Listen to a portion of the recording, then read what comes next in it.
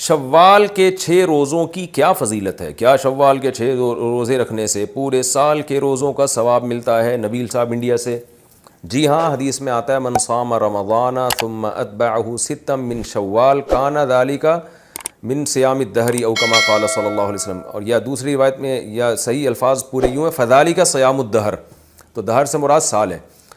تو آپ صلی اللہ علیہ وسلم نے فرمایا جس نے رمضان کے پورے روزے رکھے اس کے بعد پھر 6 روزے شوال میں اس نے رکھے اس کے بعد، تو فذالک صیام الدہر، یہ پورے سال کے روزوں کے برابر ہے. تو اس کی بڑی فضیلت ہے، رکھنا چاہیے. شوال کے روزے الگ الگ رکھ سکتے ہیں کیا؟ شوال کے روزے اکٹھے رکھنا ضروری ہے یا الگ الگ بھی رکھ سکتے ہیں؟ عمر فاروق کراچی سے الگ الگ بھی رکھ سکتے ہیں. عمر فاروق صاحب اکٹھے ضروری نہیں ہیں. شوال کا روزہ دعوت کی وجہ سے توڑنا. میں نے شوال کا روزہ رکھا ہوا تھا، مجھے ایک دعوت پر بعض ساتھیوں نے کہا کہ نفلی روزہ توڑنا جائز ہے، میں نے توڑ دیا، کیا میرا یہ عمل صحیح تھا اور کیا مجھ پر قضا واجب ہے یا نہیں؟ محمد انور کراچی سے.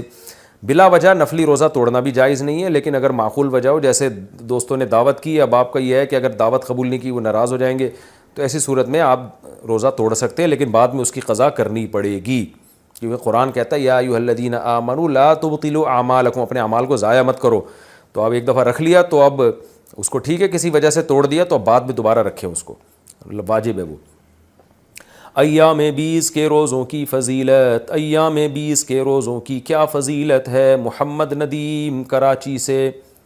حدیث میں ایام 20 کے روزوں کے بارے میں آتا ہے جس نے ایام 20 کے روزے رکھے پورے مہینے کے روزوں کے برابر ہیں، کیونکہ ایک نیکی 10 نیکیوں کے برابر، تو 3 روزے ایک روزہ 10 روزوں کے برابر، تو 3 روزے 30 روزوں کے برابر.